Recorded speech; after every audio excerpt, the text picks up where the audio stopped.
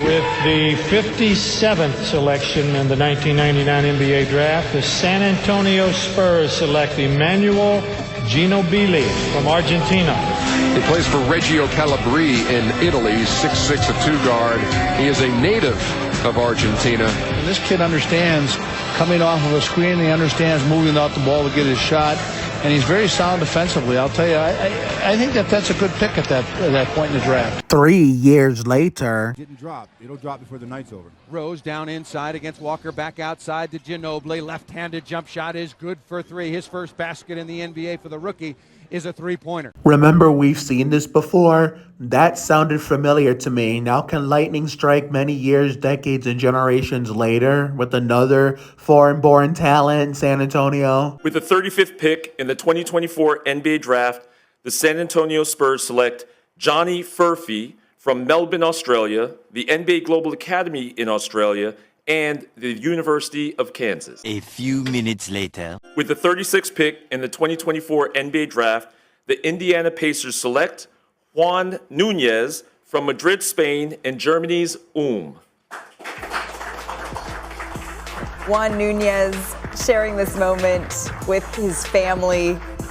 He played in Germany the last 2 seasons. And what do you know? Those two were traded for each other, all courtesy of their draft rights, which is a normal thing in the NBA draft each and every year. Welcome back to another news update video. A slightly different intro than usual because I had planned this for the longest time and we were going to go outside after the rain, went on through like John Andretti. But unfortunately, while we were doing our little early bonus YouTube fix, we got too comfortable, in the bed, which I need to change that fucking mattress thing because nasty as fuck. Luckily, we got the new one's over there. I think that's the new one. I don't know how to do that myself, so eventually I'm going to put that in. No, I'm not recording that because that's just going to be embarrassing. It would be embarrassing to put on camera because people are going to think I'm a slob. I don't want my audience to think that. So therefore, we're gonna do the off cam because you know what the crutch of doom Dave Baker said. Not everything has to be recorded, and that's okay because sometimes when it's not recorded, it gets done faster. So therefore, we're gonna do that off camera, and then I'll just take pictures of it and post it on the interweb for everybody to see. But anyway, we're here to talk about some more moves that were made in San Antonio and the irony of the Harrison Barnes trade and some NASCAR stuff. I normally let all the full-on NASCAR YouTubers do all that stuff, but this involves one of my favorite drivers since 2020, so I have to address it. So let's talk about Juan Núñez, and the hope and the possibility that lightning can strike twice with what they're doing, the Spurs are doing with them. So as you all know, Manu Ginobili was drafted in 1999 after we won our first of now 5 championships, and he could have played a lot sooner. He could have played in the Alamo Dome, like with Avery Johnson, a washed Avery a semi-washed Avery Johnson, a washed up Sean Elliott, former Rocket great Mario Elie, a semi-prime David Robinson, and a young Tim Duncan, a versatile, 6-man before him, Malik Rose, a young Antonio Daniels, people like that. But the Spurs didn't want to do that, so therefore they let them get better overseas. And then as soon as the first year they were not in the Alamo Dome anymore, and they went to the it's called Frostbank Center, but I said, hey, fuck that. I'm not going to call you that. I'm still going to call you SBC Center again because it took me forever to stop saying AT&T Center because as someone who grew up with the older names for such a long time, like NASCAR and the Spurs, I fucking hate name change with a burning passion. Yes, I know that name and sponsorship changes are part of life, but I don't give a shit because I'm not the only fan in American sports that does it because there's fancy Cleveland sports fans here in Ohio that still say Jacobs Field and they still say Cleveland Indians rather than Cleveland Guardians, and they even still say Gund Arena rather than Rocket Mortgage Fieldhouse, which I'm pretty sure it took most of those Cavs fans to stop saying Quicken Loans Arena. So, and if those OG sports fans want to still call things by the old names they grew up with, let them. Again, I can't believe I'm going on this random tangent. It's not your place to judge if other people want to still use old names, no matter, even if sponsorship and name change is part of life. It doesn't affect you. It has no impact on you. It's not your call. So if you want to keep up with the name change yourself, then if that's your opinion, that's fine. But let OG sports fans have their day in the sun with the OG name. So for those who want to judge me and any other sports fans want to still use OG names of, OG arenas, OG races, you know, OG anything, this is for you. But anyway, tangents and rants aside, you know, like I said, it took me forever to stop calling it AT&T Center. So, therefore, the first year the Spurs played in their current arena, we finally signed him. So, because remember, the last year the Alamo Dome was the year before when we drafted TP9, and Ginobili missed the Alamo Dome by that much by 1 year, in the form of 1 year. It would have been nice to get to see him play in there, but when you like, sometimes it's God's way of saying no is not yet. So therefore, we had to wait 3 years to get him on the team, and it paid off in the end. Imagine that. So since you know that we traded the draft rights to that Johnny kid to Indiana for Juan Núñez, since you know we're sending him overseas, could the same thing happen with him? I mean, only time will tell, because I'm pretty sure, like I said, I'll get to the Harrison Barnes thing in a minute with the irony of how we got him. But Chris Paul, I know there's a lot of Spurs fans that didn't want him in 2017 when it was heavily rumored he would be the favorite to land here. But I wasn't one of them. I'm very selective in who I complain about, and when it comes to Spurs and NASCAR and who I want, you know, what I want to see, or who I want on what I want to see in NASCAR, or who I want on the Spurs.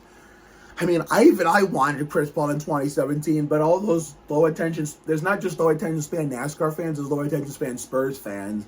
They called him old and didn't want him, and then, you know, didn't think it would help contribute to the team. And then he went to the Houston Rockets and, you know, clowned him for it. You know, I can somewhat understand that, because as Spurs fans, we all hate the Houston, aka the cheating McDouchebags.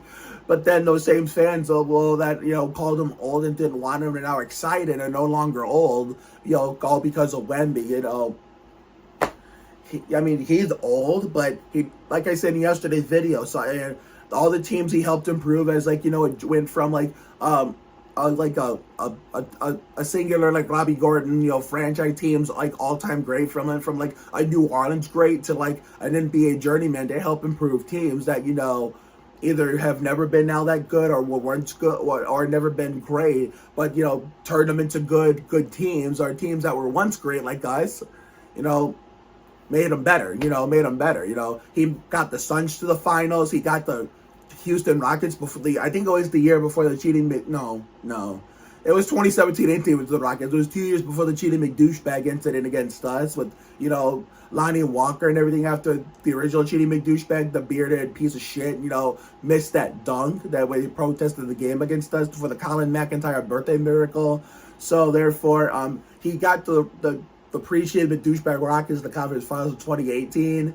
He improved the Warriors, who at one point, you know, were like a bad team because a lot of their, like, you know, franchise players got injured and everything, you know, and then they came back strong in 2022 and won the championship. Even though I don't even know. No, Chris Paul wasn't on the team, because, you know, he's probably going to be one of the best point guards to go down and not win a ring if he doesn't win one with us or anywhere else he goes for, depending on how much longer he stays in the league. But he got the Suns to the finals, even though they almost won. They had a 2-0 lead, and the Greek Freak and the king of bitching it up came back with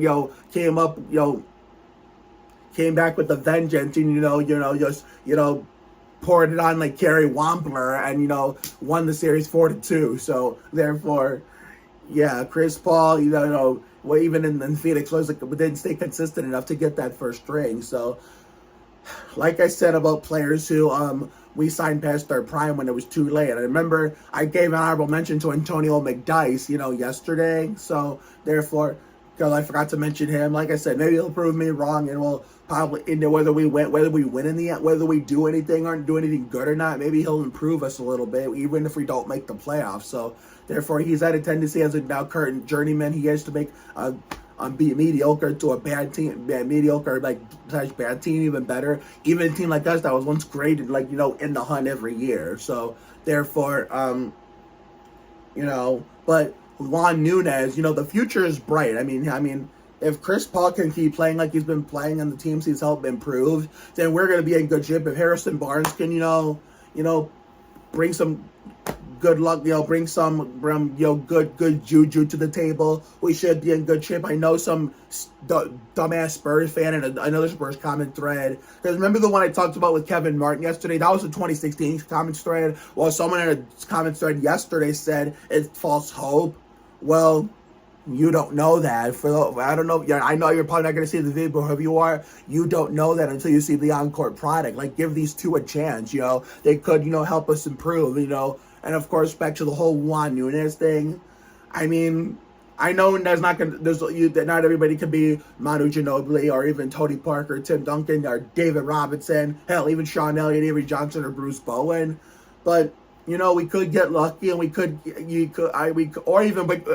everyone's going to be Victor Wembanyama either, with how great he's going to be. I know he's going to be great. It's just, let's see if we can get him some championships in the future. If we could make this team, a championship contender again, a playoff contender again, like with all those years of growing, almost my entire life growing up. Well, maybe we'll get even luckier if Wembanyama can keep his foot on the pedal, and then Juan Núñez can evolve into some, second coming of reincarnation, second of Manu, like a second coming of Ginobili, and do some good wonders like he did, and make this team even better than it already is. Him and Wembanyama running the floor together, and then Stephon Castle. I mean, it's rumored that Keldon changed his number to 45. Wikipedia says that. I don't know if that's true or not. So just the whole, shebang like Ricky Martin about letting Chris Paul keep his iconic number 3. We'll just have to wait and see if an accurate article, because Wikipedia is not always right. I mean, sometimes, a lot of times it is, but a lot of times it's not. So therefore, yeah, bring on Juan Núñez. We just got to figure out when the Spurs are going to sign him down the line, as I continue to grow older into my more older into my 30s, probably going into my 40s and 50s by the time he's on the team, and we'll see what number he picks, because I don't know. It's looking really good. Now, the irony of how we acquired Harrison Barnes. So, as you all know, our former Spur, Lone Star DeMar, that we used to call him, DeMar DeRozan, was involved in that 3-team trade that landed him on the Kings and sent him from the Bulls. But what really makes me laugh, it doesn't piss me off, it just makes me laugh, how it just opened up a can of worms on Spurs Facebook of how potentially he might come back. I mean, that's impossible if you're already signed with the Kings, and even if he did, even if it was possible for him to come back, whether it happened or not, I'm over here, in Ohio, like, no, thank you, because that would just be taking a step backwards. Because keep in mind, like I said, yes, I think in that TikTok reply video twice in the past, in 20, this was even the first one with a version of this was the worst in 2019-2020 than it was in 2018-19. We tried bringing former players back for a second run in San Antonio twice. I mean, 2018-19 was the lesser of two, even when we did it with Bellinelli, but 2019-2020, I know for those who are making excuses for Marco in general, you know who you are. I'm not going to say who you are. You just basically sounded like you were making excuses to defend the second version of Marco, who, especially in 2019-2020, did indeed suck. I mean, I will give you pass for saying, at least he contributed to a championship with the team. The first version did, not the second version. The second version was hot caca. The first version was good. I mean, he won the 3-point shootout the year we got our redemption from the 2013 finals heartbreak, and which was also redemption from Bonner losing out the year before to Kyrie in the 3-point shootout. After we had that whole let Bonner shoot campaign leading up to that, when I lived in Brook Park in the Sandhurst house, I was a senior at Berea High, because the year that we won our 5th and most recent championship with Bellinelli and Bonner still on the team. That was my last year of school in general, to finish 2 full years at Polaris with Mr. Charnago, when I switched classes in the middle of 2011-2012 from the deli to his class, because I was failing in the deli. So, therefore, the first version of Marco I will give you that. Marco in general, he was basically, he got old, and basically, when we brought up, because he was doing okay with teams he joined after the Spurs, but with the Spurs, he just became a former shell of himself, especially in 2019-2020. So, therefore, I mean, back in the first end, he was good and could shoot. He was a lights-out shooter. And even that, that last year we had a chance to defend our title, Duncan's penultimate season, when we brought everybody from the championship squad back of how amazing we played. But then we gave up Austin Day in the middle of the season, in which, we had to bring up our only, new player from that 2015 team, Kyle Anderson, up, to step up to the plate with, to replace him.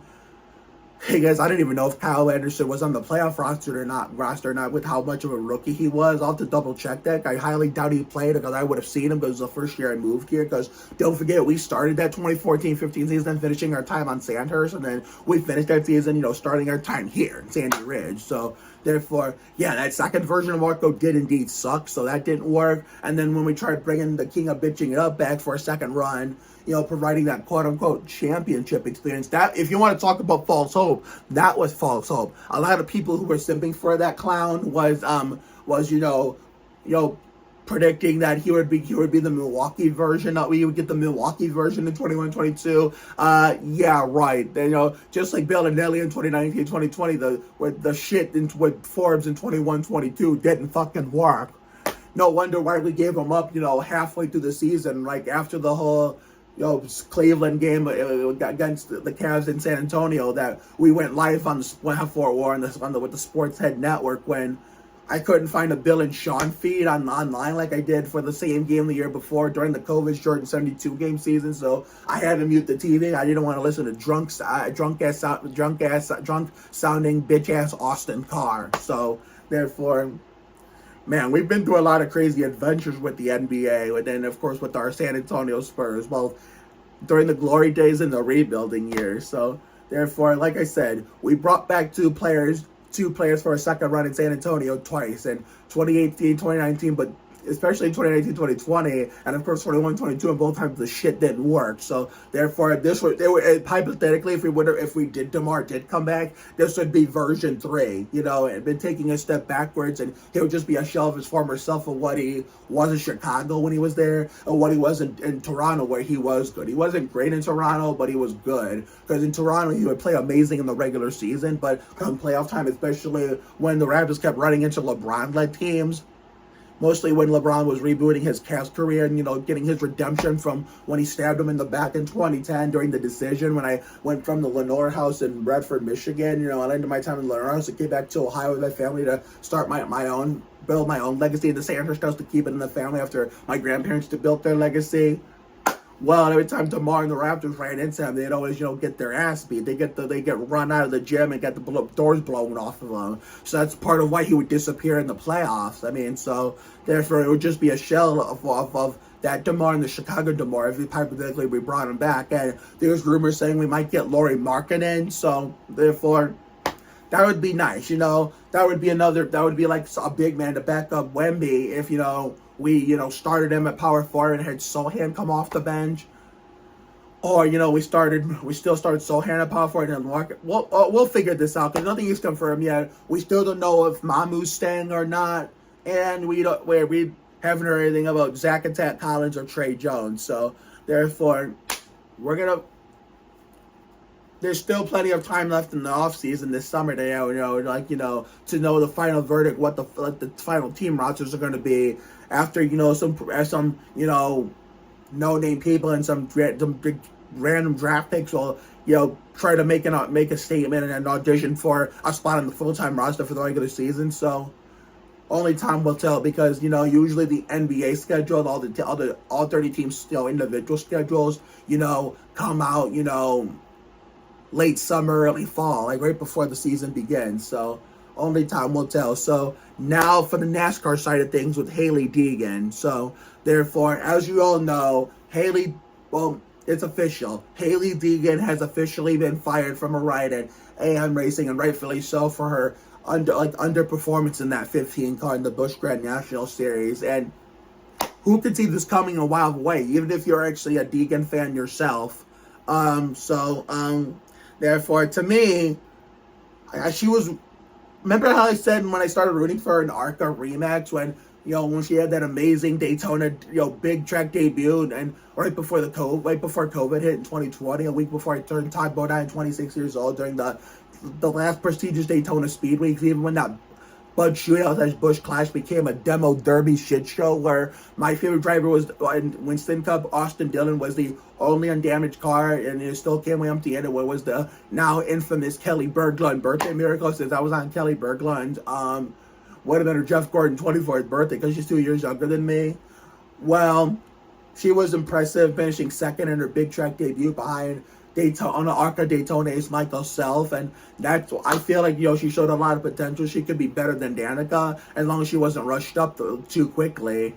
Well, here's the thing though, she was rushed up a little sooner than we initially hoped, and so she should have had one extra year in ARCA in 2021. I think they moved up to truck in 2021, and that was a bad move. She should have had at least 2021 in ARCA, and then 2022 moved up to Craftsman Truck, and then have another year in 2023 in Craftsman Truck, and then 2024 she was going to move up to Busch Grand National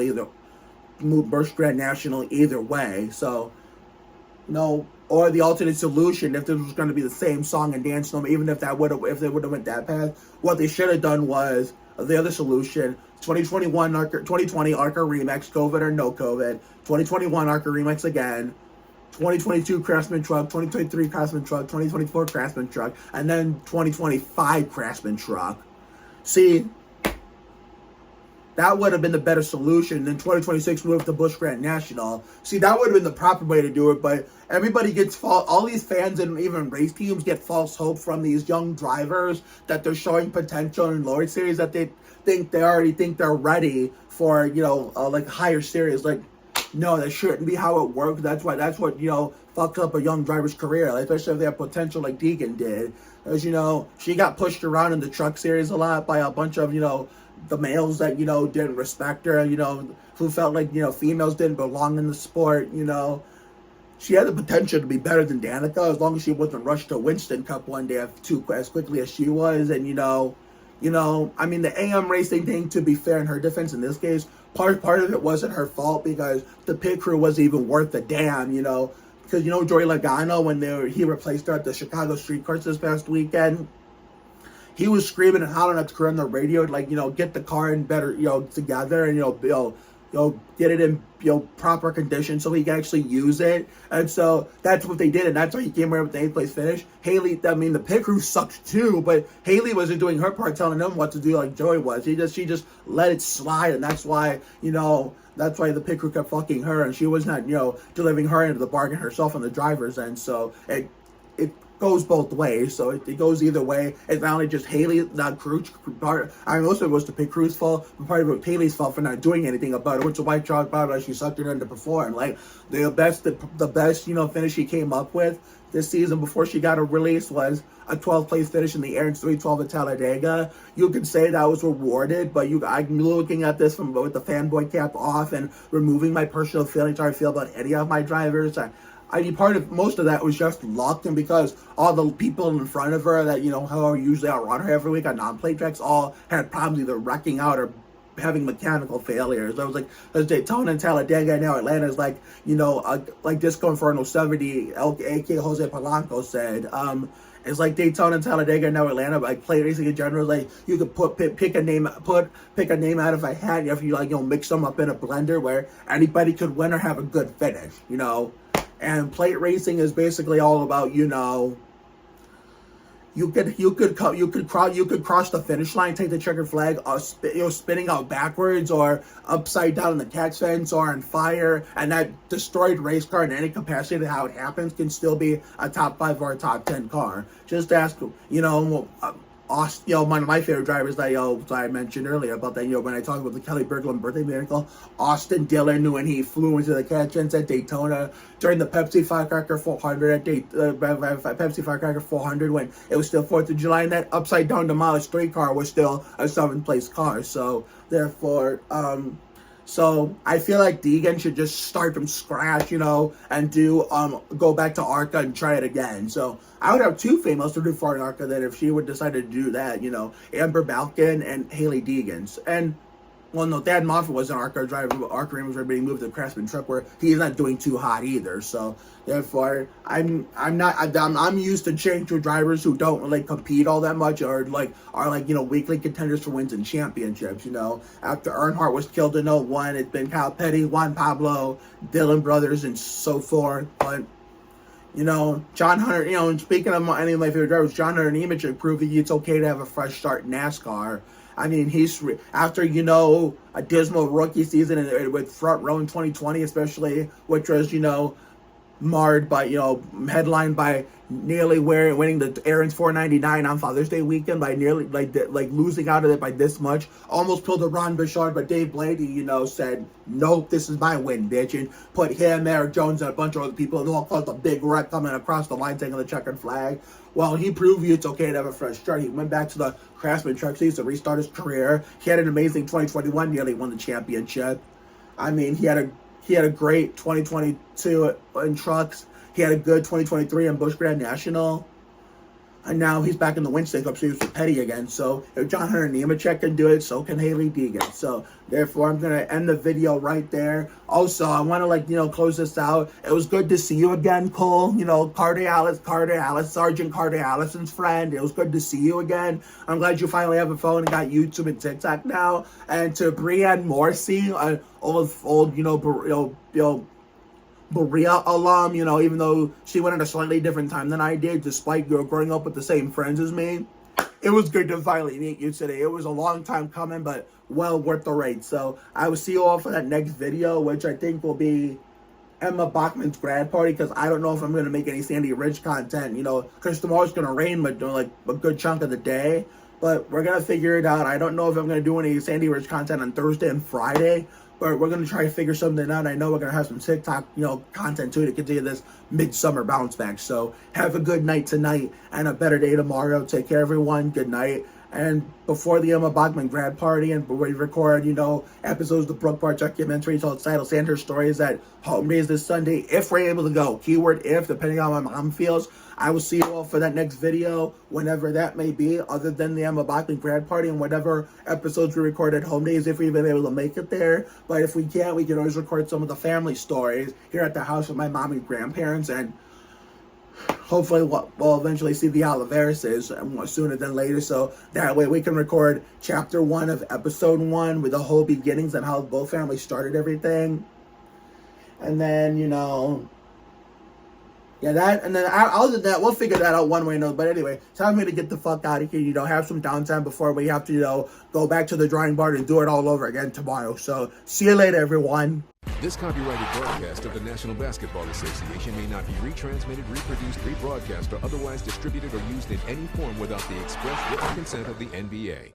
This copyrighted telecast may not be reproduced, retransmitted, or used in any form without the authorized written consent of NASCAR Broadcasting. NASCAR would like to thank all of our fans for your support, and we hope you enjoyed today's broadcast.